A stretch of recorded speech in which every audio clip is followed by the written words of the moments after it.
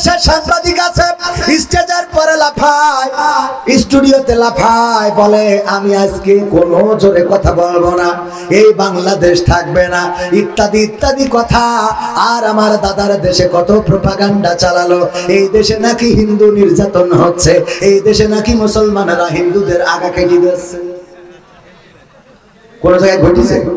ওই দেশে প্রচার হচ্ছে, এটা জানেন কিনা? বলছে চলো চলো ঢাকা চলো। কেন চলো? সংখ্যালঘু নির্যাতন হচ্ছে, আমরা প্রতিবাদে ঢাকায় যাব, চলো চলো বাংলাদেশ যাব, এই বলে রাজনীতির মাঠ গরম করতেছে। ওগো আমার ভাইয়েরা, আমরাও বললাম আইসো, আমরা কেসি নিয়ে দাঁড়ায় আছি বর্ডারে, আইসো কাঠপোয়া ঢুকাও, পাখাও ভাই যাও। এই দেশ স্বাধীন করেছি রক্ত দিয়ে, ভাইয়েরা রক্ত দিল, জীবন দিল, শহীদ হলো, লাখে লাখে শহীদ হয়ে রক্ত দিয়ে আমার মা বোনেরা ইজ্জত হারিয়ে একটা স্বাধীন সার্বভৌম বাংলাদেশ এনেছে। এই বাংলাদেশকে কোনো বাতিলের কাছে, কোনো পরাশক্তির কাছে আমরা ইজারা দিয়ে দেব না, ঠিক না বেঠে? আমরা রক্ত লাগে রক্ত দেব, জীবন লাগে জীবন দেব, কিন্তু আমার দাদাদের বসানো সরকার, দাদাদের বসানো ডাক্তার প্রেসক্রিপশন দাদারা দিত, আর ওই ডাক্তার আমাদের চিকিৎসা দিত, সেই ডাক্তার নিয়ে চলে গেছে, আমাদেরও রোগ ভালো হয়ে গেছে। এখন আর নতুন করে দাদার দেশের ডাক্তার আমাদের দেশে চলবে না, ঠিক না বেঠে? আমি বলি ওগো দাদারা, তোমরা প্রচার করো তোমাদের দেশে, তোমরা বলেছ আমাদের দেশে সংখ্যালঘু নির্যাতন হচ্ছে, আমি বলেছি আল্লাহর কসম করে বলি সংখ্যালঘু নির্যাতন হচ্ছে না, বরং আমাদের দেশে, এই বাংলাদেশে সংখ্যাগরিষ্ঠ নির্যাতন হচ্ছে, যার বিরুদ্ধে প্রতিবাদ জানানো দরকার। আমরাই প্রতিবাদ করব, কারণ আমাদের, আমি যদি প্রমাণ দিই, 1 নম্বর ব্যক্তি হলেন পীরে কামেল, পীর ওলিয়া উলিয়ার পর্যায়ে পৌঁছে গেছে। আমার বঙ্গবন্ধুর পরিবার ইসলাম প্রচারের জন্য বাংলাদেশে এসেছিলেন, ইসলাম প্রচার করতে এসেছিলেন। সেই পরিবারের সন্তান জননেত্রী শেখ হাসিনা, দেখেন কত বড় আল্লাহওয়ালা। সকালবেলা উঠে আগে যায় নামাজ খোঁজে, তারপরে ফজরের নামাজ আদায় করে, তারপরে কোরআন তেলাওয়াত করে, এরপরে দিনের শুরু করে। আর আমরা তার হেলিকপ্টারে করে দাদার কাছে পাঠালাম। সে সংখ্যালঘু না সংখ্যাগরিষ্ঠ? কথা কয় না, কি গরিষ্ঠ? সংখ্যাগরিষ্ঠ। 2 নম্বর আউলিয়া পীরে কামেল হযরত শামীম ওসমান হাফিজাহুল্লাহ। দেখেন কত রাকাত, 80 রাকাত, 90 রাকাত, তাহাজ্জুদের নামাজ না পড়ে ঘুমোতে যায় না। কত বড় পরহেজগার আল্লাহ, এত বড় তাহাজ্জুদ গুজারি। আমি গোটা মাসেও তো 80 রাকাত 90 রাকাত দূরের কথা, 8-10 রাকাত তো তাহাজ্জুদ পড়া হয় না। ওয়াজ করে গাড়ি চালাই, বাড়ি জাতি জাতি তো ফজর হয়ে যায়, এর মধ্যে তাহাজ্জুদ পড়বো কখন? আর আমার শামীম ওসমান কত বড় আল্লাহওয়ালা, 80 রাকাত 90 রাকাত তাহাজ্জুদ পড়ে। এই পীর সাহেবকে পর্যন্ত আমরা বুরকা পরায়ে বিদায় করলাম। তাহলে 2 নম্বর আউলিয়া, সেও সংখ্যাগরিষ্ঠ না সংখ্যালঘু? সংখ্যাগরিষ্ঠ। 3 নম্বর আউলিয়া হযরত সালমান এফ রহমান হাফিজাহুল্লাহ। দেখেন দরবেশ বাবা বলে অনেকেই তার মুজিজা দেখেছিল বাংলাদেশে যারা শেয়ার ব্যবসা করে, কত সুন্দর করে শেয়ার কেলেঙ্কারি করলো, মুজিজা দেখায়। আমার মুসা আলাইহিস সালাম নদীর মধ্যে রাস্তা বানাই দেখাই দিল, ইব্রাহিম আলাইহিস সালাম আগুনের মধ্যে ফুল বাগান বানালো, আর আমার মুসা আলাইহিস সালাম পুড়ে গেল তুর পাহাড় পুড়ে গেল, কিন্তু মুসা পড়লো না। আমার নূহ নবী কিস্তি বানালো, আর আমার ইউসুফ আলাইহিস সালাম কূপের মধ্যে পড়ে গেল, সেখান থেকে মুক্তি পাইলো। তারপরে এমনি ভাবে এক এক নবীর মুজিজা এক এক রকম ছিল। মুসা আলাইহিস সালাম লাঠি ছেড়ে দিলে লাঠি সাপ হয়ে যেত, হাতের মধ্যে ঢুকাইলে আগুন জ্বলতো। আর আমার দরবেশ বাবা শেয়ার বাজারে গেল, আর শেয়ার বাজার অমনি লুটপাট হয়ে গেল। সবাই জোরে জোরে বলেন সুবহানাল্লাহ। এই সুবহানাল্লাহ কুলু করে নাউযুবিল্লাহ। এই দরবেশ বাবা এত বড় আউলিয়া যে শেয়ার বাজার কেলেঙ্কারি করে দিল মুজিজা দেখায়, আর আমরা তার তাড়ালাম। এমনকি নূহ নবীর কিস্তিতে চড়ার পরে দাড়ি পর্যন্ত রাখলাম না। সে সংখ্যালঘু না সংখ্যাগরিষ্ঠ? 4 নম্বর আউলিয়া হযরত ওবায়দুল কাদের রাহিমাহুল্লাহ। খেলা হবে, পালাবো না, প্রয়োজন হলে ফখরুলের বাসায় গিয়ে উঠবো। এই আল্লাহর ওলি গৌর গোবিন্দের মতো কোথায় কোথায় গেল? বলল পালাবো না, পালাবো না। সেই আল্লাহর ওলিও চলে গেল কোথায়? এখনো দেখা মিলল না। অনেকের তো মাঝে মাঝে দেখা যায় আমেরিকায়, মাঝে মাঝে দেখা যায় লন্ডনে, মাঝে মাঝে জেলখানায়, মাঝে মাঝে কেউ ডিম খায় উপর দিয়ে বা নিচে দিয়ে। কিন্তু ভাইয়েরা আমার, এই আল্লাহর ওলির এখনো পাইলাম না। এই লোক সংখ্যাগরিষ্ঠ না সংখ্যালঘু? সংখ্যাগরিষ্ঠ। 5 নম্বর আউলিয়া বুঝতে পারলো এই দুনিয়ার জীবন জীবনই না, এত আরামায়েশ কিসের? সুতরাং সব ছেড়ে দিয়ে দাড়ি রাখলো, টুপি মাথায় দিল, আর তারপরে বনবাসে চলে গেল। কলা পাতায় শুয়ে রইল আমার মানিক্কা। ঠিক না ঠিক? কলা পাতায় শুয়ে রইল। সেই মানিক্কার বিসি পর্যন্ত খুলে নিয়েছে। এও সংখ্যালঘু না সংখ্যাগরিষ্ঠ? সংখ্যাগরিষ্ঠ। বেশি বলতো নেই, তোকে তো খালি আগা কাটার ভয়, আর এর তো ডাইরেক্ট মেশিনই তো নষ্ট করে। ঠিক না বেঠে? ও গো আমার ভাইয়েরা, এই লোকটাও সংখ্যালঘু না সংখ্যাগরিষ্ঠ? সংখ্যাগরিষ্ঠ। তারপরে ইনু মেনন কত বড় পরহেজগার। দেখেন আল্লাহর মানত না, বামপন্থী দল করে। সেই লোকগুলো একবার সাদা কাপড়ের কাপড় পরে একবার বা 2-5 বার গিয়েছে মক্কায়, মক্কা মদিনা তাওয়াফ করে এসেছে, রাসূলের রওজায় সালাম দিয়ে এসেছে। এই ইনু মেননেরও আমরা ধরে রাখিছি। আরাফাত, ব্যারিস্টার সুমন সহ কত ডজন, 3 ডজনেরও বেশি আল্লাহর ওলি পলক টলক সহ সব রাখলাম জেলখানায়, ডিম দিলাম। ও আমার ভাইরা, এরা একটাও সংখ্যালঘু না, বরং সংখ্যাগরিষ্ঠ। বলেন ঠিক কিনা? সুতরাং নির্যাতিত হচ্ছে সংখ্যাগরিষ্ঠ, আর আমার দাদারা বলে সংখ্যালঘু নির্যাতিত হচ্ছে। আল্লাহর কসম করে বলি, আমার দেশের হিন্দুরা, বৌদ্ধরা, খ্রিস্টানেরা ডিমের মধ্যে কুসুমটা যেমন সংরক্ষিত থাকে, বাংলাদেশে তেমন মুসলমানদের কাছে হিন্দু, বৌদ্ধ, খ্রিস্টান সংরক্ষিত আছে। বলেন ঠিক কিনা? আমার দেশের মুসলমানেরা এবার নির্বাচনের পরে নাই, বরং সরকারের পতনের পরে আমার দেশের কোরআনের হাফেজেরা, আমার দেশের আলেমেরা, আমার দেশের ইসলামী আন্দোলনের নেতা কর্মীরা, আগে আমার মা বলতো মূর্তির দিকে তাকাবা না, মূর্তি পূজার নিকটবর্তী হবা না, ওই দিকে যাবা না। কিন্তু আমাদের নেতা কর্মী, মাদ্রাসার ছাত্র, কোরআনের হাফেজ এবার যেন কোন ষড়যন্ত্র করে যেন মূর্তি না ভাঙে, তার জন্য রাত জেগে জেগে তাদের প্রতিমা পাহারা দিয়েছে। বলেন ঠিক কিনা? পাহারা দিয়েছে। শুধু তাই নাই, আমাদের নেতারা যে ওম শান্তি নমো নমো পড়ি ফেলায় যাবে গে। ঠিক না বেটি? পড়েছে না পড়ে নাই? ওখানে যে ওম শান্তি নমো নমো কত কি পড়ে ফেললো, কত উদারতা আমরা দেখালাম, যে ওখানে যে ওম শান্তি নমো নমো পড়ে দিলাম। এরপরেও যখন দাদার দেশে অপপ্রচার হয়, এরা সাংবাদিক না, এরা মূলত অর্থে হলো সাংবাদিক নামের কুলাঙ্গা। ঠিক না বেঠে? সাদাটারে কালো বানায় আর কালোটারে সাদা বানায়। এই জাতীয় ভারতের প্রেতাত্মা প্রথম আলো এবং স্টার জলসা বাংলাদেশে এখনো আছে। এখনো আমার দাদার দেশের দালালেরা এই জমিনে আছে না? না আছে না? নাই? তাদেরকে এই জমিনে তারা থাকবে, বসবাস করবে, কিন্তু প্রকৃত অর্থে সোজা পথে চলা লাগবে। আর একটা কথা শুরুতেই বলে রাখি ভাইয়েরা আমার, যারা মনে করেন স্বাধীনতা এসেছে 5 তারিখে, আমি বলি এখনো স্বাধীনতা আসে নাই। এই বাংলার জমিন এখনো স্বাধীন হয় নাই, এই আল্লাহর জমিন এখনো স্বাধীন হয় নাই। 5 তারিখে স্বাধীনতা আসে নাই, বরং 5 তারিখে স্বাধীনতা কেমন করে আনতে হয় সেই রাস্তাটা দেখিয়ে দিয়ে গেছে। বলেন ঠিক কিনা? স্বাধীন তো হবে সেই দিন যেদিন এই বাংলার আকাশে কালেমার পতাকা উড়বে পথ করে। স্বাধীন তো হবে সেই দিন যেদিন বাংলাদেশের সংসদে আল্লাহর কোরআনটা বসানো হবে, আল্লাহর কোরআনের আইন দিয়ে যেদিন এই দেশ পরিচালিত হবে, সেই দিন প্রকৃত অর্থে দেশটা স্বাধীনতা পাবে। ঠিক না বেঠে? এখনো স্বাধীন হয় নাই। স্বাধীনতা কিভাবে আনতে হয় সেই রাস্তা দেখিয়ে দিয়েছে আমার আবু সাইদ, আমার শান্ত, আমার মুগ্ধ, আমার ইয়ামি।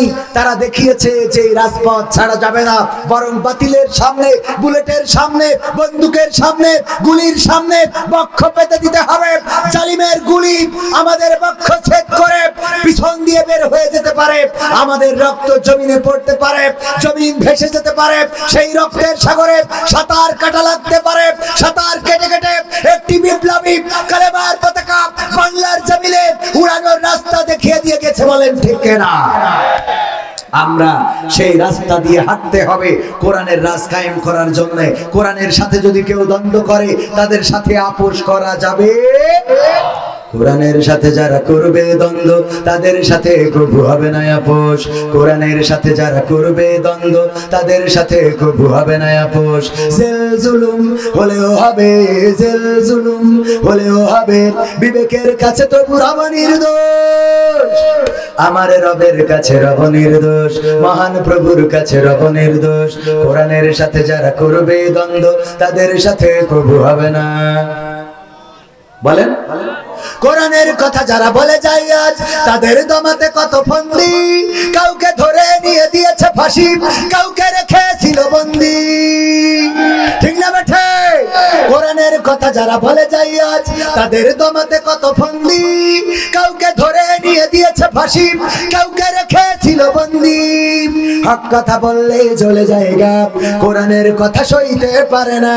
হক কথা বললে জ্বলে যায় গা, কোরআনের কথা সইতে পারে না। জানি না তাদের আমাদের পরে কেন এত আক্রোশ। জেল জুলুম হলেও হবে, জেল জুলুম হলেও হবে, বিবেকের কাছে তো পুরাবা নির্দোষ। আমার রবের কাছে রব নির্দোষ, মহান প্রভুর কাছে রব নির্দোষ। কোরআনের সাথে যারা করবে দ্বন্দ্ব তাদের সাথে কবু হবে না। কোরআনের কথা আজ বলতে গেলে আসছে বাধা কত ভাবে। কোরআন প্রেমিকেরা হাতে রেখে হাত সামনে এগিয়ে যাবে। দিনের কথা আজ বলতে গেলে আসছে বাধা কত ভাবে। কোরআন প্রেমিকেরা হাতে রেখে হাত সামনে এগিয়ে যাবে। হক কথা বলতে করি না কো ভাই, জীবনের বিনিময়ে আনব বিজয়। হক কথা বলতে করি না কো ভাই, জীবনের বিনিময়ে আনব বিজয়। বুকে আছে শক্তি, অন্তরে আছে সাহস। আছে জেল জুলুম হলেও হবে, জেল জুলুম হলেও হবে, বিবেকের কাছে তো রব নির্দোষ। আমার রবের কাছে রব নির্দোষ, মহান প্রভুর কাছে রব নির্দোষ। কোরআনের সাথে যারা করবে দ্বন্দ্ব তাদের সাথে কবু হবে না। আপোষ কি করা যাবে? যদি আমাদের বাবা হয়, যদি আমাদের দাদা হয়, যদি আমাদের নানা হয়, যদি আমাদের আপনজন হয়, কোরআনের সাথে যারা দ্বন্দ্ব করবে তাদের সাথে আপোষ করা যাবে না। আল্লাহ রাব্বুল আলামিন পবিত্র কোরআন দিলেন এই সমাজে শান্তির জন্য। ওগো আমার ভাইয়েরা, চোর যদি চুরি করে তার শাস্তিটা কি? হাত কেটে দাও। আমি যদি বুসা হাত নিয়ে এসে বলতাম ওগো আমার ভাইয়েরা কেউ চুরি করবেন না, চুরি করা গুনাহের কাজ, আর কোরআনের আইন কায়েম বাংলাদেশে আছে, সুতরাং কেউ যদি চুরি করে তার হাতের কবজি থাকবে না। তাই দয়া করে কেউ চুরি কইরো না। আপনারা বলতেন হুজুর আপনার হাতের কবজি কই? আমি বলতাম আমার আব্বা আখ লাগিয়েছিল, সেই আখ মাড়াই করার জন্য মেশিন এনেছিল, মেশিনের মধ্যে আমাকে আখ ঢোকাতে দিয়েছিল। আখ ঢুকাচ্ছিলাম ঢুকাচ্ছিলাম ঢুকাচ্ছিলাম, হঠাৎ করে হাত ঢুকে হাত রস হয়ে পাটালি হয়ে গেছে। আপনারা বলতেন যাই বলেন তাই বলেন হুজুর আপনি এককালে চোর ছিলেন, কথা কয় না, বলতেন না বলতেন না। আমার সভাপতি বসা যদি হাতের কবজি একটা না থাকতো তাহলে আপনারা বলতেন নিশ্চয়ই এই সভাপতি এক আমলে চোর ছিল। ওগো আমার ভাইয়েরা, 350 আমার দেশের 300 সংসদীয় আসনের এমপিরা পলাতক হয়ে গেল। আল্লাহর ওলিরা পরহেজগারেরা, ওদের যদি এখন ধরা হয় দুর্নীতি করেছে না করে নাই? দুর্নীতি করেছে, চুরি করেছে, ডাকাতি করেছে। আমার অনেকেই বলে পুকুর চুরি, পুকুর চুরি হয় নাই, বরং নদী চুরি হয়েছে, সাগর চুরি হয়েছে। ওগো আমার ভাইয়েরা, সুতরাং এই চুরি ঠেকানো, এই চুরির শাস্তি হিসেবে যদি ওদের ধরা হতো আর হাতের কবজি যদি কাটা হতো, এরপরে যদি এসে বলতো খেলা হবে, আপনারা বলতেন হবে না, কারণ আপনি যা চোর চিনা শেষ। ঠিক না বেঠে? ওগো আমার ভাইয়েরা, আমি পবিত্র কোরআনের সূরা তাহার 55 নম্বর আয়াতে কারিমা তেলাওয়াত করেছি। এই আয়াতে কারিমা আপনাদের মুখস্থ আছে না নাই? সবাই পড়েন মিনহা খলাকনাকুম ওয়া ফিহা নুঈদুকুম ওয়া মিনহা নুখরিজুকুম তারাতান নুখরা। এই আয়াতে কারিমা মুখস্থ আছে না নাই? আমরা কোথায় পড়ি? কবরে পড়ি। কেন কবরে পড়ি? এই আয়াতটা কবরে পড়ার কারণটা কি আমি চিন্তা করলাম। আমার খালুর কবর দেওয়ার সময় সবাই যখন এটা পড়লো, আমিও পড়লাম, আমিও পড়ি। আমি চিন্তা করলাম আয়াতটা কেন আসলো, কিসের জন্য আসলো, একটু ঘাটাঘাটি করা দরকার। আমি তো ভালো বুঝি না, তারপরেও একটু চেষ্টা করে দেখলাম। এই আয়াতটা এসেছে সবচেয়ে পাওয়ারফুল জায়গার জন্য, আর আমরা এইটা সবচেয়ে নরমাল জায়গায় নিয়ে লাগাই দিছি। আমাদের সুবিধা মতো কিছু আয়াত ব্যবহার করি। যেমন আমার ভাই যাবে কালকে কুষ্টিয়ায়, যদি আমার চাচড়ায় দাঁড়ায় গড়াই গাড়ি, দাঁড়ানোর পরে বলবে হুজুর আসেন, ওঠেন, হুজুর আসেন, ওঠেন, সিট আছে? হ্যাঁ, সারা বাস সিট। উঠে দেখে যে বাসে আসলে সিট আছে কিন্তু খালি নেই, মানে সারা বাস সিট কিন্তু খালি নেই। হঠাৎ মিজাজ খারাপ হয়ে গেছে, হেল্পারের কলার ধরবে যে বললি সারা বাস সিট আছে, কিন্তু দেখি তো সব ভরা, একটাও তো ফাঁকা নাই। হঠাৎ করে দেখে দেয়ালে লেখা রয়েছে নিশ্চয় আল্লাহ ধৈর্যশীলদের ভালোবাসে। লাগানো আছে না? ওরে বাবা, সুবিধা মতো জায়গায় অনেকেই দেখি টয়লেটে লিখে রাখে পরিষ্কার পরিচ্ছন্নতা ইমানের অঙ্গ। ও টয়লেটে লিখেছে পরিষ্কার পরিচ্ছন্নতা ইমানের অঙ্গ, আল হাদিস আছে না? নাই, টয়লেটে লেখা। আমার ভাইয়েরা, আমাদের সুবিধা মতো আমরা বেছে নিই। আমাদের আল্লাহর ওলিরা অনেকেই সূরা কাফিরুন তারে বেছে নিয়েছিল যে তোমাদের দিন তোমাদের জন্য, আমাদের দিন আমাদের জন্য, দিন নিয়ে বাড়াবাড়ি করা যাবে না। সুতরাং হিন্দুদের ওখানে যে প্রসাদ খাতে হবে আর করতে হবে, ছিল না? ছিল না? ও আমার ভাই জানেরা, কলিজার টুকরারা, এই কোরআন যদি বুঝে পড়ি তাইলে অনেক কিছুই খুঁজে পাবো, কিন্তু আমার তো অত জ্ঞান নাই। আপনারা পড়বেন, আমরা বলে গেলাম, আমরাও চেষ্টা করি। কোরআনের ছাত্র হওয়ার দরকার আছে। অনেকেই বলে আমারে মুফাসসিরে কোরআন, আমি বলি মুফাসসিরে কোরআন বলে লজ্জা দেবেন না, আমি আসলে মুসাফিরে কোরআন। কি কোরআন? মুসাফিরে কোরআন। মানে আমি কোরআনের কারণে মুসাফির হয়েছি। আইসি একটু বলার জন্য ভালো পারি না, তারপরেও কোরআন আছে বলে ডাকে, ঠিক না? কোরআন আছে বলে ডাকে। আমার ভাই জানেরা, আল্লাহ রাব্বুল আলামিন সূরা তাহার 55 নম্বর আয়াতটা আমাদের কেন দিলেন? এই আয়াতটার বিষয়বস্তুর মধ্যে একটা মাক্কি সূরা। এই সূরাটা এমন সময় নাজিল হয়েছিল যেই সময় এই সূরা তেলাওয়াত করেছিল আবু ওমর রাদিয়াল্লাহু তাআলা আনহুর বোন ফাতেমা এবং তার স্বামী। এই সূরা তেলাওয়াত করাকালীন সময়ে এই সূরার তেলাওয়াত শুনে ওমর রাদিয়াল্লাহু তাআলা আনহুর হিদায়াত হয়েছিল।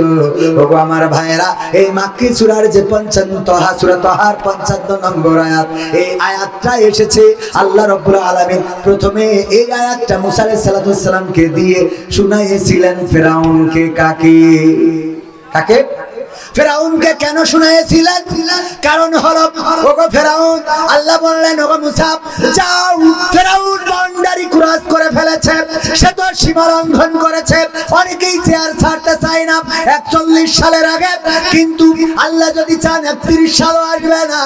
ওগো মুসা যাও, ফেরাউন তো ক্ষমতার চেয়ার ছাড়তে চায় না, সে দাবি করেছে এই চেয়ারের মালিক তো সে, সাথে সে দাবি করে বসেছে আনা রব্বুকুমুল আলা, আমি আল্লাহ হয়ে গেছি, আমি রব হয়ে গেছি, আমার রব মেনে নাও। আমার চেয়ার নিয়ে টানাটানি শুরু করেছি।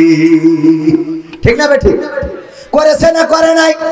মুসাকে বললেন যাও, তাড়াতাড়ি যে তারে বুঝাও।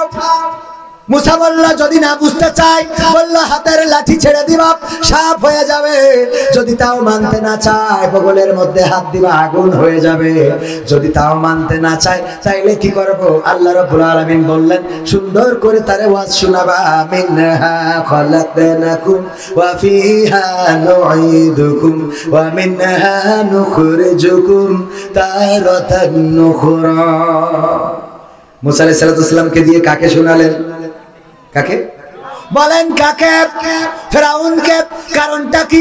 কারণ ফেরাউন ছিল সবচেয়ে ক্ষমতাধর ব্যক্তি। ফেরাউনকে বলল ওগো ফেরাউন, শোনো, কিসের অহংকার করো, কিসের বড়াই করো, কিসের লড়াই করো? তোমার এই অহংকার, তোমার এই ক্ষমতা সব চূর্ণ বিচূর্ণ হয়ে যাবে। তুমি কি জানো না এই মাটি থেকে তোমাকে সৃষ্টি করা হয়েছে, আবার একদিন এই মাটিতে তোমাকে ঢুকানো হবে, আবার একদিন এই মাটি থেকে তোমাকে জীবন্ত করে উঠানো হবে। এই নরম কথাটা ফেরাউন রে বুঝাবা, সুন্দর করে বুঝাবা। আর আমরা এই ফেরাউন মার্কা লোকের কাছে এই আয়াতটা শোনাই না, এই আয়াত শোনাই মরা মানুষের কাছে। বলেন মরা মানুষের এই আয়াত শুনে কোনো লাভ আছে নাকি? কথা কয় না, লাভ আছে? আপনি যারে বাঁচাইতে চান সে তো অ্যাক্সিডেন্ট করার আগে বলবেন এই আস্তে চালা, নাই অ্যাক্সিডেন্ট করবি, ঠিক না? ঠিক। অ্যাক্সিডেন্ট করার আগে তো বলবেন যে এই আস্তে চালা, না হইলে তো তুই অ্যাক্সিডেন্ট করবি। কিন্তু অ্যাক্সিডেন্ট করার পরে বাবা বলছেন যে আস্তে চালা, মানা যায়? ও মারা যাওয়ার আগে বলা দরকার মিনহা খলাকনাকুম ওয়া ফিহা নুইদুকুম ওয়া মিনহা নুখরিজুকুম তারাতান উখরা। ও আল্লাহর বান্দা, কিসের তাস খেলা, কিসের ফ্ল্যাশ খেলা, কিসের মারামারি, কিসের গুতাগুতি, কিসের ফাইট, কিসের লড়াই, কিসের বড়াই, কিসের অহংকার, কিসের এত ক্ষমতা? সব চূর্ণ বিচূর্ণ হয়ে যাবে, মাটির থেকে বানানো, মাটিতে ঢুকাবে, মাটিতে উঠাবে। সুতরাং হেদায়েত হোক তোমার, তুমি ফিরে আসো আল্লাহর পথে। এই কথা বলা দরকার। আর মরা মানুষের এই কথা যখন বলি, আমার ভাইজান মারা যাওয়ার পরে যদি এই আয়াতটা পড়ি, ভাই যদি কোনোভাবে হাতটা বের করতে পারতো, কাপড়ের থাবা একটা বসাই দিত, বলতো আমার খেলা তো ভাই না, তোরা ভালো না, মাসুদ তুমি ভালো হও, ঠিক না বেঠে? মাসুদ তুমি আগে ভালো হও, কারণ আমাদের খেলা তো ফাইনাল, আমাদের যা হওয়ার তা তো হয়েছে না হয় নাই। এমপিরা সব কোথায় গেল, মন্ত্রীরা সব কোথায় গেল, কোথায় কাদের কাকা? তাদের ছাড়া দেশটা এখন লাগে ফাঁকা ফাঁকা, ঠিক না বেঠে? পালাবো না, পালাবে না, পালাবে না, যাই না তবু দেখা, পালাবে না, পালাবে না, যাই না তবু দেখা।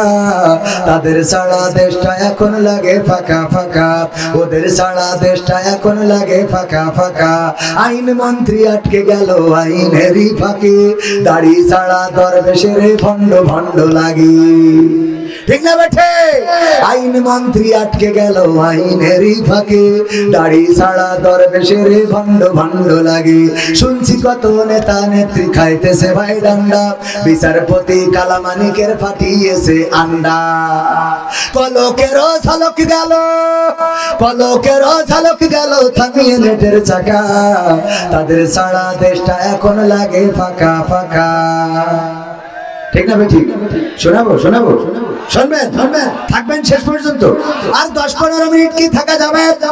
কোরআনের জন্য, ইসলামের জন্য, ইসলামী আন্দোলনের জন্য, এই মাহফিলের জন্য, আল্লাহর রাজি খুশির জন্য আর একটু সময় যদি থাকেন, ওগো আমার ভাইরা, আল্লাহ রাব্বুল আলামিন পরকালের ময়দানে বলবেন ইকরা কিতাবাকা কাফা বিনাফসিকা ইয়াউমা আলাইকা হাসিবা। পড়ো তোমার কিতাব, তুমি পড়ে তোমার হিসাব করে দাও। ওই কিতাবের মধ্যে সব পাওয়া যাবে, এই মাহফিলটা থাকবে না, এটাও থাকবে। এটাও যদি থাকে তাইলে এই মাহফিলের ওসিলায় মুক্তি পাওয়া যেতে পারে না, পারে না, পারে না। সুতরাং এই মাহফিলের ওসিলায় আমরা মুক্তি চাইবো আল্লাহর কাছে। ওগো আমার ভাইয়েরা, আল্লাহর জন্য আমাদের জীবন উৎসর্গ করতে হবে।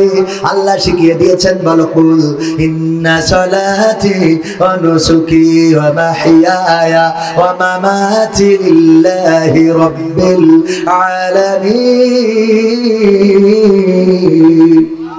আমার আল্লাহ বললেন, বলো নিশ্চয় আমার নামাজ, আমার কুরবানি, আমার হায়াত এবং আমার মত সব আল্লাহর জন্য।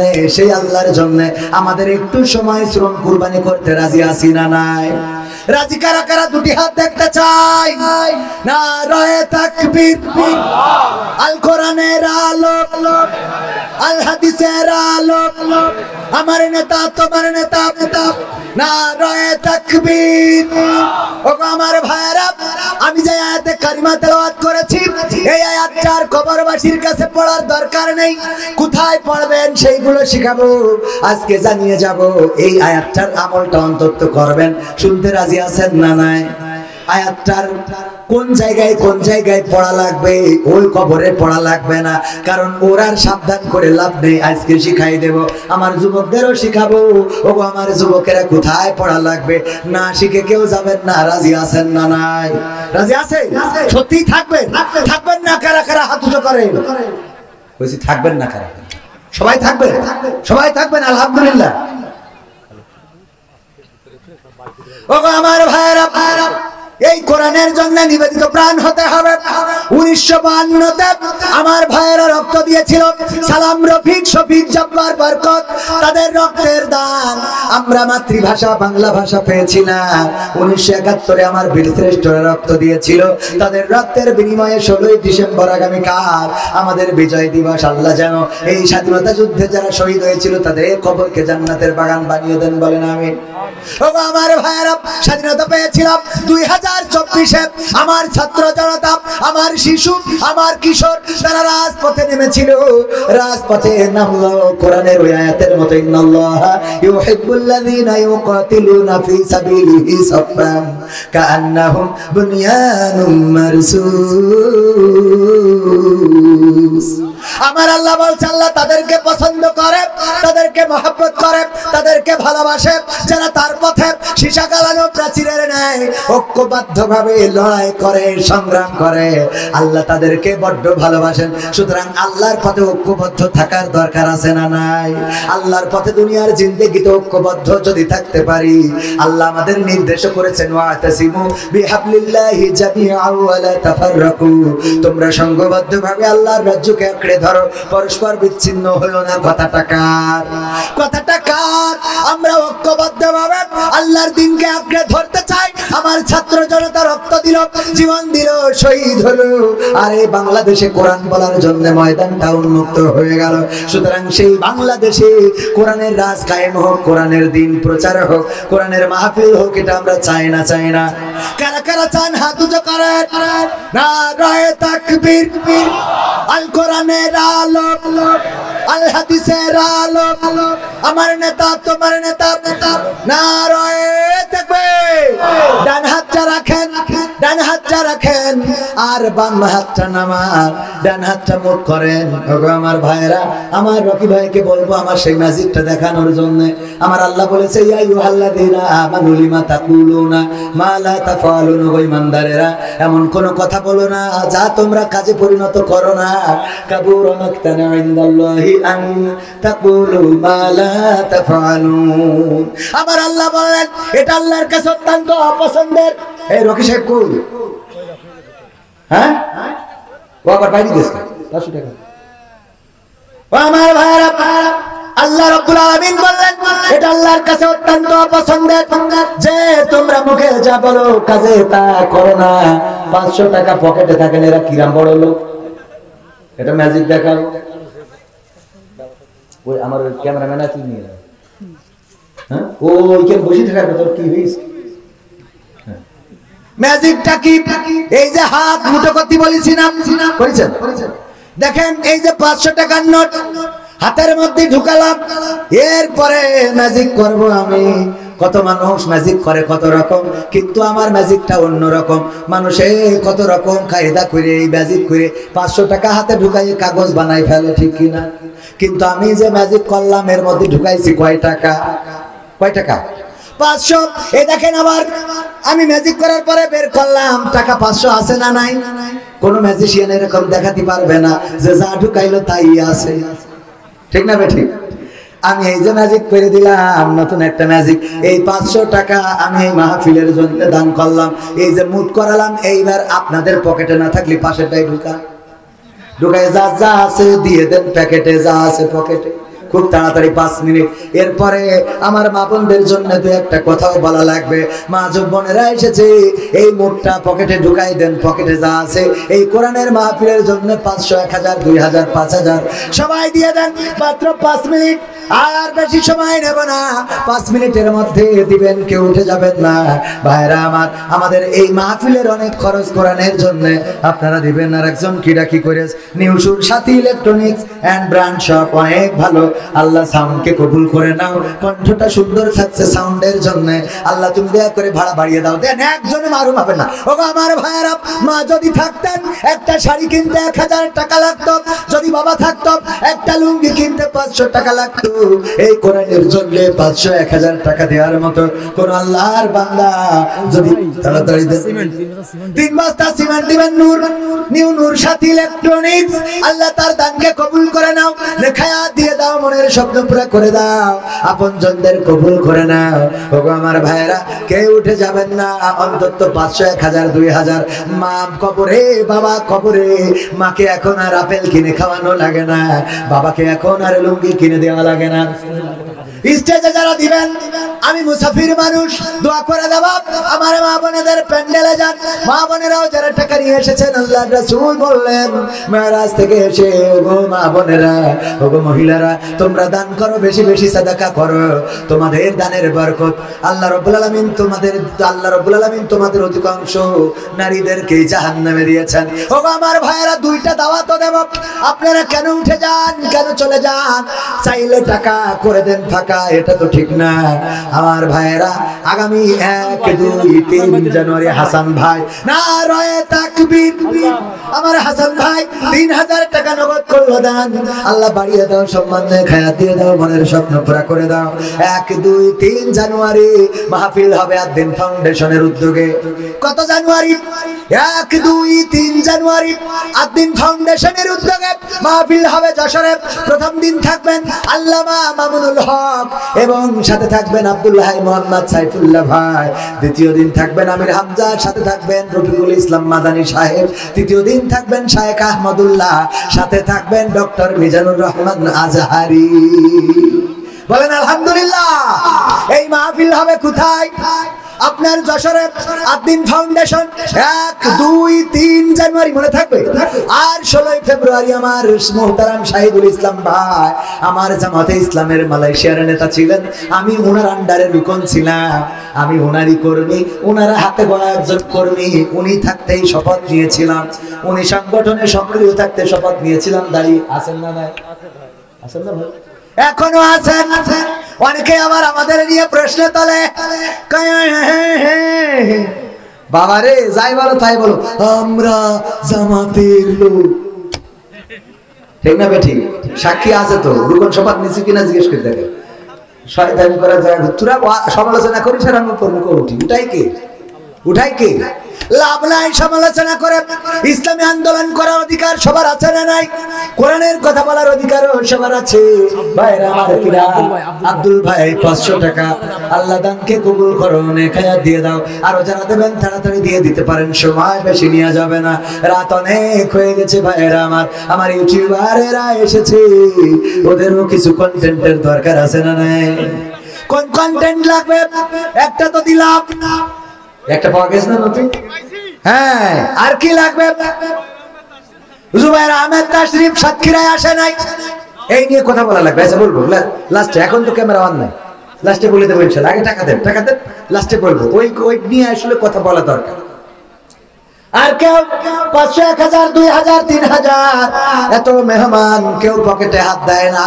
আল্লাহর ওলিরা কেন দেয় না? কারণটা কি? কারণ টাকা আমাদের। আল্লাহ রাব্বুল আলামিন বললেন, কাইফা তাকফুরুনা বিল্লাহি ওয়া কুনতুম আমওয়াতান ফাআহইয়াকুম সুম্মা ইউমীতুকুম সুম্মা ইউহয়িকুম সুম্মা ইলাইহি তুরজাউন। আমার আল্লাহ বললেন, কোন জিনিস তোমাদেরকে তোমাদের মহান রব থেকে ভুলিয়ে দিল, অথচ তোমরা ছিলেন মৃত, তোমাদের কোন জীবন ছিল না, কার ছিল না, কৃতি ছিল না।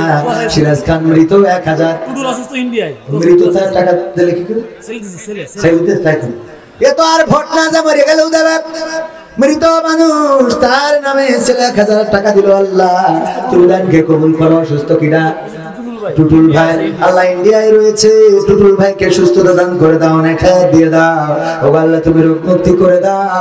কোন ভাইরা আছেন দিবেন 500 1000 2000 টাকা এই মাহফিলের জন্য, মাদ্রাসার জন্য কিরাবার 500 টাকা, মায়ের জন্য একজন বান্দা। আল্লাহ মা জননীর জন্য 500 টাকা করলো দান। আল্লাহ বাড়িয়ে দাও, সম্মান দিয়ে খায়াত দিয়ে দাও, মনের স্বপ্ন পুরা করে দাও, আপনজনদের কবুল করে নাও। মা জননী যাদের কবরগুলো জান্নাতের বাগান বানায় দাও, বলেন আমিন। তারপরে আর কেউ আছেন, আর কেউ দেওয়ার মতো কোন আল্লাহর বান্দা যদি থাকেন? ভাইরা আমার, আমি মুসাফির মানুষ, আমি যুবক মানুষ, আল্লাহ চাইলে দোয়া কবুল করতে পারে না? পারে না? আল্লাহ যুবকের দোয়া কবুল করে, যুবকের হাত ফেরায় না, আর মুসাফিরের দোয়া কবুল করে নাই, বলেন সুবহানাল্লাহ। ওগো আমার ভাইরা, শোনাতে চাইলাম, মিনহা খলাকনাকুম ওয়া ফিহা নুঈদুকুম ওয়া মিনহা নুখরিজুকুম তারাতান উখরা। কোথায় পড়বেন ভাইরা আমার? কিন্তু আমি টাকা চাওয়ার পরে অনেকেই ফাঁকা করে দিলে, এইটা আশা করি নাই, চাইলে টাকা করে দেয় ফাঁকা। আমার তো জ্বালার শেষ নেই। কিছুক্ষণ আগে যেখানে ছিলাম ওখানে একটু সালাম বিনিময় করতে হবে, দুলাভাইয়ের মাহফিল। সেই সালাম বিনিময়ের মধ্যে বলছে হুজুর একটু কালেকশন করে দিয়ে যান। আবার এখানে আসলাম, মনে করলাম প্রধান বক্তা, কুপান দিয়ে ওয়াজ করবো। ও মা এসে দেখি আমার ভাই কালেকশন করে নাই, খালি চিঠি লেখে হুজুর টাকা তোলেন, টাকা তোলেন, টাকা তোলেন। আমার শান্তি জিকেরে যায়, মানে আমি সরল মানুষ মিলিয়ে সবাই এরকম করে, গরিব তো আমি গরিবের ভাবি, ঠিক না বেঠি? যাই বলে করি, না করে যাব কনে। ওগো আমার ভাইরা, তাইলে মনে কি আছে 1, 2, 3 জানুয়ারি ওই মাহফিলের পরিচালনায় 3 জন থাকবেন। 1 নম্বর আব্দুল হাই মোহাম্মদ সাইফুল্লাহ, 2 নম্বর আমিরুল মোমিনিন মানিক, আর 3 নম্বর আপনাদের ভাই কবির বিন সামার মাহফিলটা পরিচালনা করবেন 3 দিন ধরে। আলহামদুলিল্লাহ বলুন। আর কেউ দেবে না? দিলে আলোচনা যায়। হ্যাঁ, আমি তো চাচ্ছি, আপনার মসজিদের স্টেজে তো আমি ডাইরেক্ট নাম ধরি, তো স্যার এটা মান সম্মানের ব্যাপার না, আমি তো তাকে অপমান করতে পারি। হ্যাঁ, যারা বসে আছে না দিলে আমি এখন কি করবো? আদায় শেষ। আমার মা বোনেরা তাড়াতাড়ি দিয়ে দেন, যা আছে এবার আসেন আলোচনায় আসি। আমরা যে আয়াতটা কবরে যে পড়ি, আয়াত কবরে পড়ার জন্য নয়, বরং এই আয়াত পড়েছেন মুসা ফিরাউনের কাছে। সুতরাং আমাদের এই আয়াত পড়তে হবে ডক্টর ইউনূসের কাছে, যে ডক্টর ইউনূস উল্টো পাল্টা করা যাবে না। মিনহা খলাকনাকুম ওয়া ফিহা নুঈদুকুম ওয়া মিনহা নুখরিজুকুম তারাতান উখরা। ওগো ডক্টর ইউনূস সাহেব, কিসের বাড়াবাড়ি, কিসের পিড়াপিড়ি, কিসের মারামারি, কিসের কাটাকাটি, সব বাদ। এই দেশে সুন্দরভাবে রাষ্ট্র পরিচালনা করা লাগবে, কারণ এই মাটি থেকে তোমাকে বানানো হয়েছে, আবার মাটিতে ঢুকানো হবে, আবার একদিন মাটি থেকে উঠানো হবে। এই হলো প্রথম পর্যায়ে। 2 নম্বর হলো আমাদের মন্ত্রী যারা, এমপি যারা, চেয়ারম্যান যারা, তাদের কানের কাছে যেয়ে বলতে হবে, ও বা চেয়ারম্যান সাহেব, কেন ত্রাণের চালগুলো মেরে খান? কেন আপনি টিউবওয়েল আসলে সেই টিউবওয়েল গুলো মেরে দেন? কেন রাস্তার টাকা মারেন? কেন ব্রিজ কালভার্ট গুলো মেরে নেন? ওগো চেয়ারম্যান সাহেব, আপনি কি জানেন না? মিনহা খলাকনাকুম ওয়া ফিহা নুঈদুকুম ওয়া মিনহা নুখরিজুকুম তারাতান উখরা। এরপরে পড়তে হবে কোথায়? এখন পট পরিবর্তনের পরে কেউ নাকের পরে খুশি মারছে না? মারছে না? যে যার ধরার কথা তার মেনে নিয়ে আসে, যার টেনে আনার কথা তার বাইন্দে নিয়ে আসে। ওগো আমার ভাইরা, সুতরাং তাদেরকে বলতে হবে মিনহা খলাকনাকুম ওয়া ফিহা নুঈদুকুম ওয়া মিনহা নুখরিজুকুম তারাতান উখরা। এরপরে আমার যুবকেরা, আসছে লাইলাতুল ফেব্রুয়ারি।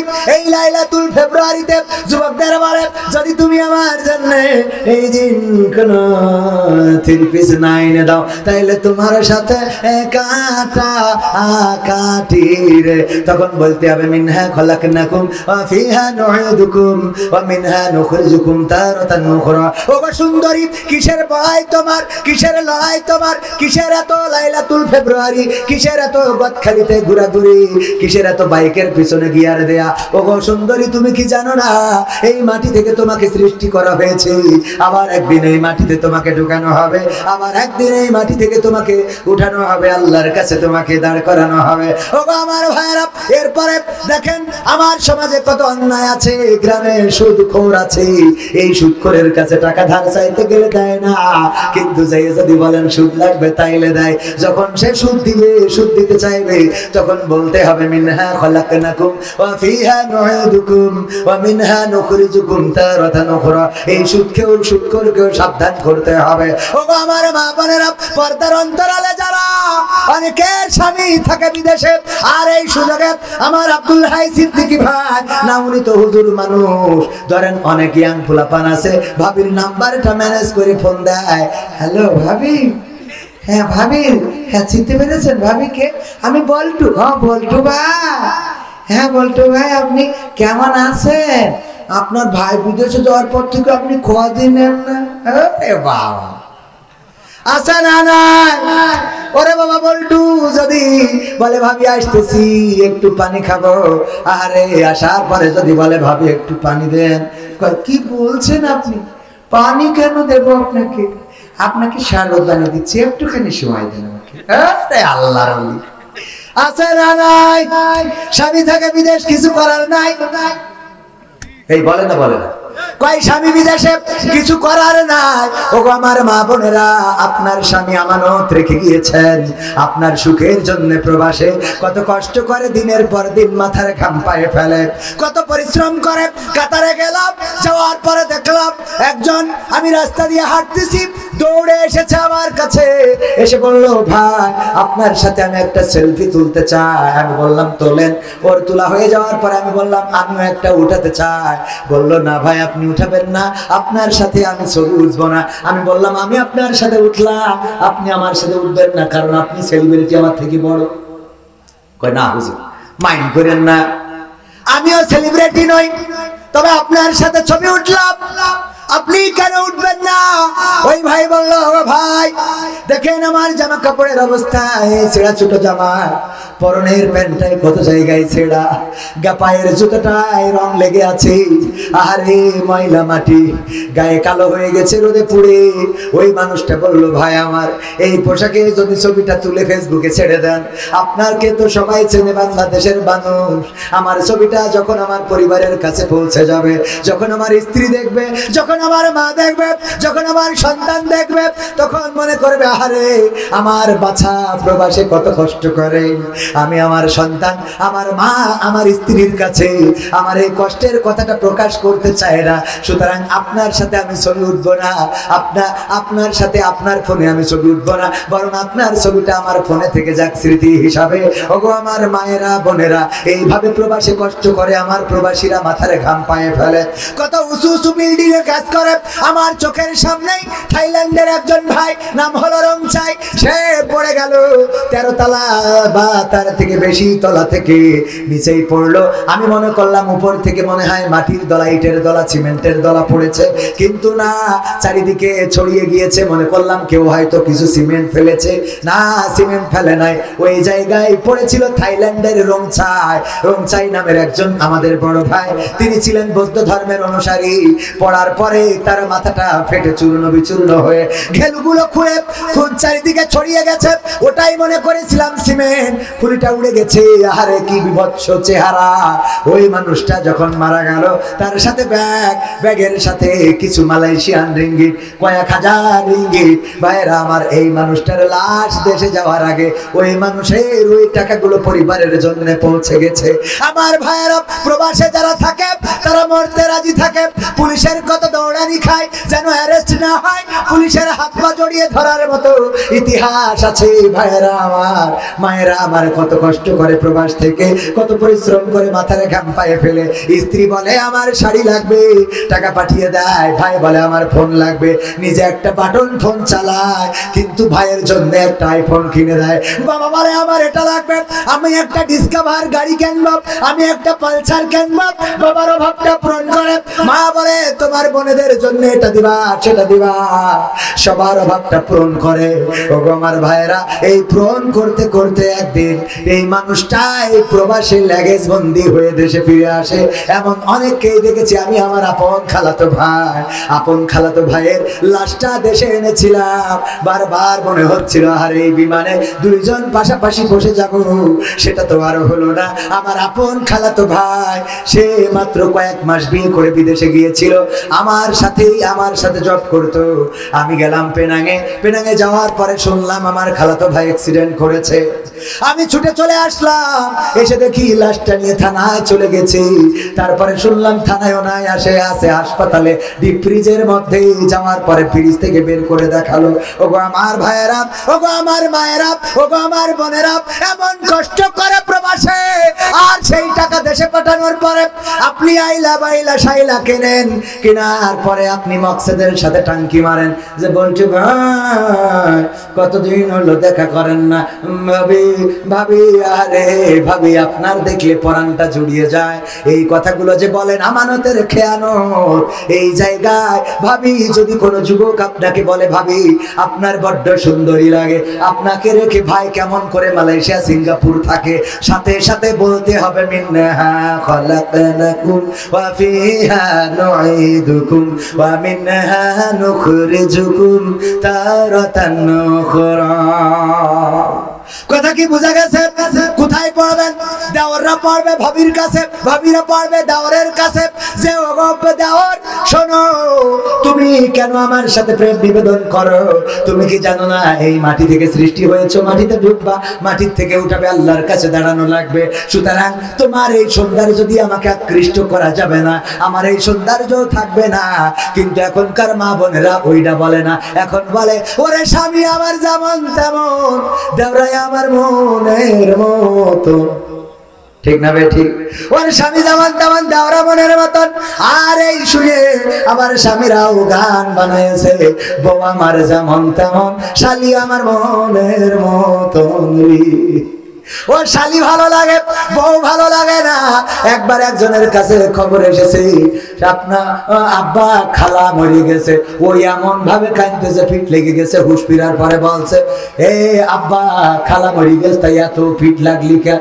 বলছে ফিট লাগবো না তো কি করবো, তোর মা মরে গেলে যার বিয়ে করবো সেই আগে মরি সেরিয়েছে। তোর মা বললি যার বিয়ে করবো সে আগে মরিয়েছে, তা ফিট লাগবো না তার করবো কি? সহ্য না করি পারা যায়? ও ধান্দা করে রেখেছে, ওর মা বললি ওর খালার বিয়ে করবে, সে আগে মরিছে জন্য ফিট লাগতেছে। ওগো আমার ভাইয়েরা মায়েরা, আল্লাহ বললেন ও করে না ফি বুয়ুতিকুন্না ওয়ালা তাবাররাজনা তাবাররুজাল জাহিলিয়াতিল উলা। ওগো নারীরা পর্দার মধ্যে থাকো, জাহিলি যুগের মেয়েদের মতো সেজেগুজে নিজেদেরকে প্রদর্শন করে বেড়ায়ও না। এই কথা বলার পরে আমার মা বোনেরা বুদ্ধি করলো যে আল্লাহর কথাও মানবো, আবার সাজুগুজু করবো। আমি উদাহরণ দিতে যেয়ে বলি, আমার আব্দুল হাই সিদ্দিকী ভাই বললো যে কবির ভাই চলেন একটু সুন্দরবনে পিকনিকে যাব। আমি বললাম কয়জন যাবেন? কয় 10 জন। খাওয়াবে কিনা? কয় আমি খাওয়াবানে। আমি রওনা দিলাম, কিন্তু আমার ইমরান ভাই আর আমার কি ভাই মুশফিকুর ভাই দুইজন আবার পথের থেকে যোগ দিয়েছে। এমনি ভাবে 2 জন 3 জন যোগ দিতে 10 জনের জায়গায় 20 জন হয়ে গেছে। আব্দুল হাই সিদ্দিকী ভাই তো বুদ্ধিমান মানুষ, ও চিন্তা করেছে লোক তো বাড়তেই পারে, কারণ আমি হুজুর মানুষ। এই কারণে ভাতের সাথে আবার কিছু মুড়িও নিয়েছে, যে যদি ভাতে শর্ট পড়ে তাইলে মুড়ি দিয়ে চালাই নেবো কিছু লোকের। এরপরে আমার কাছে জিজ্ঞেস করতেছে কবির ভাই আপনি ভাত খাবেন না মুড়ি খাবেন? আমি বললাম মুড়ি খেয়ে তারপর ভাত খাবো, মুড়ি খেয়ে তারপর ভাত খাবো। তার মানে কোনটা ছাড়বো না। আমার মা বোনদের বললাম ওগো নারীরা পর্দার মধ্যে থাকো, জাহেলি যুগের মেয়েদের মতো সাজুগুজু করে প্রদর্শন করে বেড়াইও না। আর আমার মা বোনেরা বললো আমরা পর্দাও করবো সাজুগুজুও করবো, বোরকা পরে বাড়িতে বেরোবো আর গদখালি যেয়ে খুলবো। বলেন সুবহানাল্লাহ। নাউজুবিল্লাহ, আমার ভুল হয়েছে। ও আমার ভাইরা মন আছে না নাই? আছে। আবার যুবকেরা ভালো হওয়া লাগবে। অসংখ্য যুবক আছে মেয়েদেরকে ভালো থাকতে দেয় না, ভালো রাখতে দেয় না। তোমারে ভালো লাগে, তুমি আমার জান, তুমি আমার পরাণ, তুমি এসেছো বলে আকাশটা এত নীল, তাই এতদিন লাল ছিল। তুমি এসেছো বলে শাপলা সাদা, তুমি এসেছো বলে আকাশের বকটা অত সুন্দর। ও এসেছে তাই অত সুন্দর। তুমি এসেছো বলে কক্সবাজারের সমুদ্র সৈকতের ঢেউটা এত সুন্দর, আর এতদিন ওখানে ঢেউ উঠতো না। এই আছে না নাই? ওরে পাম পাম পাম পাম। এরপরে বিয়ে করার পরে কয়েকদিন পরে দেখা যায় যে আর ভালো লাগছে না, কারণ ওর তো অবস্থা হলো বাইরের গু খাওয়া অভ্যাস, ওর আবার আরেকজনের বোধ দেখে ভালো লাগে, আরেকজনের মেয়ের দেখে ভালো লাগে। এই তাল এই বউ এইবার যখন ঝামেলা শুরু করে দেয়, তখন আমার যুবকেরা গান গায়, আমি পারি না আর পারি না, আমি কেন মরি না, আজরাইল কি চিনে না আমারে গো, আমি পারি না আর পারি না। হয়তো 2 দিন পরে মরবো, আগে মরলে কি ক্ষতি, এই দুনিয়ার রং তামাশা বুঝলাম না রে একরতি। ও আমার ঘরের রমণী, সে যে কাল নাগিনী, ওই ঘরের রমণী সে যে কাল নাগিনী, আমারে বাজাইলো 12টায়, আমি পারি না আর পারি না। কয় না। তবে এই দিক থেকে আমি পুরুষদের ধন্যবাদ দিই যে ওরা অন্তত এই কথা বলে, আমি পারি না আর পারি না, আমি কেন মরি না। আর আমার মা বোনরা বলে, আমি পারি না আর পারি না, তুই কেন মরিস না। ঠিক না ঠিক? কয় তোর মরণ করে না কেন? আল্লাহ তোর দেখে না কেন? আজরাইল তোর কাছে আসে না কেন? বাড়িতে কুত্তা সব খেদাও, এই কুকুরি জন্য মানে আসছে না। এরকম আছে না নাই? একবার এক বোন আমাকে ফোন দিয়েছে, বলতেছে আমি বলছি কি হয়েছে? হুজুর আমার স্বামী মরে গেছে রে। আমি বললাম মরে গেছে তা আমায় বিয়ে করতে পারবো না, আমার একটা বউ নিয়ে ঝামেলা আছে, আমার দেওয়া হবে না। বলছে না হুজুর বিয়ে করতে বলি না, তাইলে কি? বলছে হুজুর আমার স্বামী ছিল অসুস্থ, আমি বারবার তাকে বলতাম তোমার মরণ করে না কেন, তুমি মরো না কেন, তোমার আজরাইল চিনে না কেন, তোমার আজরাইল উঠাই না কেন, এখন মারা যাওয়ার পরে কষ্ট হয়। আহারে আমার দোয়ার কারণে সে মারা গেল, নাকি তার হায়াত শেষ হয়েছে তাই মারা গেল, আমি তো মনে রে বুঝাইতে পারি না। ওগো হুজুর আমার দোয়াই মারা গেল, নাকি তার হায়াত শেষ হয়েছে তাই মারা গেল, আপনার কাছে একটু জানতে চাই। আমি বললাম ওগো বোন, আল্লাহর নবী বলেছেন, মা বোনেরা আমার মহিলারা, আল্লাহর নবী মহিলা সাহাবীদেরকে ডেকে বললেন, ওগো নারীরা জাহান্নামে যাওয়ার জন্য, নারীরা অধিকাংশ জাহান্নামী যাওয়ার জন্য কারণ, বড় কারণ হলো 2টা। কয়টা? 2টা বড় কারণ। 1 নম্বর হলো তারা স্বামীর প্রতি অকৃতজ্ঞ থাকে, আর 2 নম্বর কারণ হলো তারা বেশি বেশি অভিশাপ দেয়। কি সাপ? কি সাপ? অভিশাপ দেয়, বেশি বেশি অভিশাপ দেয়। আমি বলি ওগো বোন, হায়াত শেষ হয়েছে নাকি তোমার দোয়ায় মারা গিয়েছে জানি না, তবে এটা বলতে পারি যারা বেশি বেশি অভিশাপ দেয় ওই নারীরা তাদের জায়গাটা জাহান্নামে করে নেয়। কথা কি মনে থাকবে?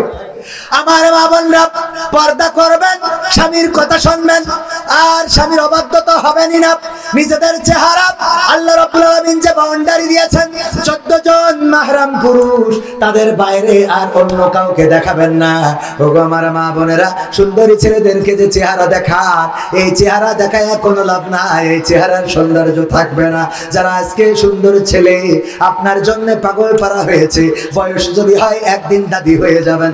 আপনার সুন্দর ছেলে তো দূরের কথা, ওই চেহারার দিকে একটা কুকুরও ফিরে তাকাবে না। সুতরাং কবর দেশের প্রস্তুতি নেওয়ার দরকার আছে না নাই? আমার মা বোনেরা বলছে হুজুর আমাদের তো বললেন, সামনে যারা ওদেরও বলেন, ওরাও তো চোখ দিয়ে পরিমণি, নুরা লাইলা, শাবনূর, ঐশ্বরিয়া রায়, কারিনা কাপুর এইগুলো দেখে বেড়ায়, আছে না নাই? হুজুর একটু দোয়া করি দেন, আমার বউ সিরিয়াল দেখে, একদম সিরিয়াল দেখা ছাড়ছে না, একটু দোয়া করি দেন। আমি বললাম তুমি কয় নম্বর পরহেজগার? বলছে আমি 7 দোকানে 5 7 দোকানে কয় ওয়াক্ত? আমি বললাম তুমি যদি পরিমণি দেখো, তুমি যদি শাবনূর দেখো, মৌসুমী দেখো, তাইলে তোমার বউ ওই যে ভারতের দাদাদের দেয়া সিরিয়াল ওইগুলো দেখবে, কারণ তুমি এইগুলো দেখে বাড়ি যেয়ে মনে করবা তোমার তাপসী রাবিয়া বসে আছে, তা হবে? কথা কয় না হবে? এই জন্য পুরুষদের পরিবর্তন দরকার। একবার আমার মা বোনেরা, আমার আব্বা বলতো, আমার আব্বা একবার ওয়াজ করেছে যে মহিলারা তোমরা যদি পারো স্বামীদের চুল দিয়ে পা মুছাইয়ে দিবা, চুল দিয়ে যদি স্বামীদের পা মুছাইয়ে দাও, বিশ্বনবী বলেছেন মাথায় যত চুল আছে সমপরিমাণ সওয়াব তোমার আমল নামায় দিয়ে দেবে। আমাদের টাকলা মুরাদের বউ বলছে তাহলে আমার তো তেশ মারা সারা। টাকলা মুরাদের মাথায় কি চুল আছে? না থাকলেও অসুবিধা নেই। আল্লাহ আমার আব্বা বলল যে এরপরে ওয়াজ করলাম আইয়ুব আলাইহিস সালাম রোগাক্রান্ত হওয়ার পরে স্ত্রী আর রহিম আলাইহিস সালাম চুল দিয়ে তার স্বামীর পা মোছাইয়া দিতেন। এই ওয়াজ শুনে যাওয়ার পরে এক মহিলা বাড়ি যাইয়া মনে করি আজকে একটু আমলটা করে শুয়ে চুল দিয়ে পা মোছাইয়া শুয়েছে। শোয়ার পরে গন্ধের জ্বালায় বাঁচা যাচ্ছে না। গন্ধ তো গন্ধ, দুর্গন্ধ। এই কিসের গন্ধ? পায়খানার গন্ধ কোথা থেকে আসে? যারা তাড়াতাড়ি করে আলো জ্বালিয়েছে, চারিদিকে খোঁজে বালিশের নিচে, খোঁজে খাটের নিচে, তশকের নিচে, বেডশিটের নিচে, কোনো জায়গায় পাওয়া যায় না, পাওয়া যায় না। স্বামী হঠাৎ করে চুলের কাছে গন্ধটা পেয়ে চুলটা নিয়ে নে নাকের কাছে ধরে বলছে তোমার চুলই তো পায়খানার গন্ধ। কারণটা কি? কারণ কি বলতে পারবে না। হুজুর ওয়াজ করেছে যে মা বোনেরা তোমরা স্বামীর চুল দিয়ে পা মুছাইয়া ঘুমাবা। আমি চিন্তা করলাম আমলটা করে শুই, আর আমল করার জন্য যখন তোমার চুল দিয়ে পা মুছাইয়া শুইছি এই হলো আমার অপরাধ। এর বাইরে তখন কি ঘটে গেছে আমি জানি না। জাত গেল বলো এ কোন আজব কারখানা, ও জাত গেল বলো। ওরে সত্য কাজে কেউ নাই রাজি, সত্য কাজে কেউ নাই রাজি, সবই দেখি তা না না না। ও জাত গেল বলো এ কোন আজব কারখানা, জাত গেল বলো। জাত গেল কেন? ওই আল্লাহর ওলি চায়ের দোকানে খেলছিল তাস টাকা দিয়ে, তখন হয়ে গেছে ওইটা জুয়া, ঠিক না? এই জুয়া খেলার সময় হঠাৎ করে পুলিশের গাড়ি, আর্মির গাড়ি এসে দোকানের সামনে দাঁড়াইছে। ও বুঝতে পেরেছে এইবার বাটাম পড়বে, গান গাওয়াবে। যে গান গাও পড়ে না চোখের পলক কি তোমার রূপের ঝলক। গাওয়াইছে না গাওয়াই নাই? আর্মি ধরলে গান গাওয়াবে, ও তো গানও ভালো পারে না। এই জন্য তাড়াতাড়ি তার টাকা পয়সা যা ছিল ফেলাই দিয়ে দৌড় দিয়েছে। জুতাটা পাই দেবে সেই সময়ও পায় নাই। বাঁশ বাগান দিয়ে আসতেছে, কিটা এক রাইট ঝাড়ি দিয়েছে, চটকা এসে শুয়ে দিয়েছে। আর ওই মুছাইয়ে শুয়েছে। পরের দিন যখন আব্বা বাড়ি আসতেছে, মহিলারা ডেকে বলছে হুজুর কত কায়দা করে বললেন স্বামীদের চুলতে পা মুছাই দেবেন, কিন্তু আমাদের স্বামীরা তো এক একটা আল্লাহর ওলি, পরহেজগার, ওলিয়া উলিয়া, হাফিজাউল্লাহ। ওদের যখন পা মুছাইয়ে দিতে বলেছেন আমাদের আপত্তি নাই, কিন্তু হুজুর সামনে যে পুরুষগুলো থাকে ওদের বলবেন ওরা যেন টিউবওয়েলেতে পাটা ধুয়ে তারপরে শোয়, পাটা ধুয়ে তারপরে যেন শোয়। আল্লাহর ওলি এমন আছে না নাই? সারাদিন তাস খেলা, ফিলাস মারে, আর মনে করে তার বাড়ি রাবিয়া বসরি হবে না, কখনো হবে না, হবে না। তুমি যদি পরহেজগার হও, তুমি যদি আল্লাহ ওয়ালা হও, তুমি যদি ইমানদার হও, তুমি যদি নামাজি হও, তুমি যদি তাহাজ্জুদ গুজারি হও, ফজরের সময় যদি উঠে যাও নামাজের জন্য, বউ একদিন, 2 দিন, 3 দিন, 5 দিন পরে দেখবা বউ অটোমেটিক উঠে তাহাজ্জুদ পড়া শুরু করেছে। তুমি যদি স্ত্রীকে যে আগে সালাম দাও, 5 দিন, 3 দিন, 7 দিন সালাম দিয়ে দেখো, তুমি বাড়ি যাওয়ার সাথে সাথে তোমার স্ত্রী আগেই সালাম দিয়ে বসবে। এই জন্য কিছু কাজ নিজে আগে থেকে করার দরকার আছে না নাই? আগে থেকে করবে কি? ওয়াজ শুনেছে স্ত্রী যদি নামাজ না পড়ে স্বামী জাহান্নামে যাবে, বাড়ি যেয়ে বলছে এই বউ ওঠ, ওকে তো নামাজ পড়তে হবে, কে? তা বলছে তুমি যদি নামাজ না পড়ো তাহলে আমি জাহান্নামে যাবো। তা বলছে তাও অসুবিধা কি? অসুবিধা কি মানে? এই তুই আমার বউ, তুই নামাজ পড়িস না, তার জন্য আমি জাহান্নামে যাবো, অসুবিধা কি মানে? তো বলছে তুমি তো নামাজ পড়ো না। বলছে আমি নামাজ পড়ি না, আমার জন্য আমি জাহান্নামে যাবো, তোর অসুবিধা কি? তোর জন্য যাবো কে?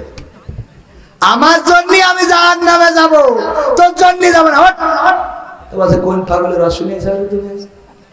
কবি বিন সালমান, পাগলের রস বাদ দাও, কালকে না, কালকে আজকে তো রাত্রি ওট। বলছে শীত লাগছে আজকে, খুব শীত পড়ছে, কালকে পড়বা না, তুমি মন খারাপ করি না, চল। আরে না ওট, কাল বেশি থাকবো তার কোনো গ্যারান্টি আছে? তোর জন্য জাহান্নামে যেতে আমি রাজি না। উঠায় শীতি উজু করাইছে, তথা করে কাঁদতেছে, বলছে এখন রাইতে 1টার সময় বলো কোন ওয়াক্তের নামাজ, কয় রাকাত, কি সূরা পড়বো? তো বলছে যাই পড়, এখন যা হয় পড়, খাই ভালো। এখন কিসির নামাজ রাত 12টার সময়, কোন ওয়াক্তের কয় রাকাত, কি সূরা পড়তে হবে? না হলে তুমি সামনে যাও, আমি পিছনে ইক্তেদাই তু ভেজাল ইমাম। ইক্তেদাই তু কি ইমাম? ভেজাল ইমাম। কারণ জানে যে ইমামের এর যদি খাঁটি ইমাম বলি তাহলে তো গেল, ঠিক না? ঠিক। ইক্তেদাই তু ভেজাল ইমাম, তুমি সামনে যাও, তুমি পড়াও আর আমি পড়ি। রাত 12টার সময় তোমার এখন নামাজ পড়িয়ে জান্নাত জাহান্নাম থেকে বের করে জান্নাতে ঢুকাই, তারপর সব বাস ও করিস না, কালকে তুই পয়সা নেই। পরহেজগার আল্লাহ। এই জন্য পরিবর্তন আগে দরকার কার? কথা কয় না, কার দরকার? পরিবর্তন আগে দরকার আমাদের। আমরা যদি নিজেদের পরিবর্তন করি তাইলে আমাদের অনুগত যারা তারা পরিবর্তিত হয়ে যাবে।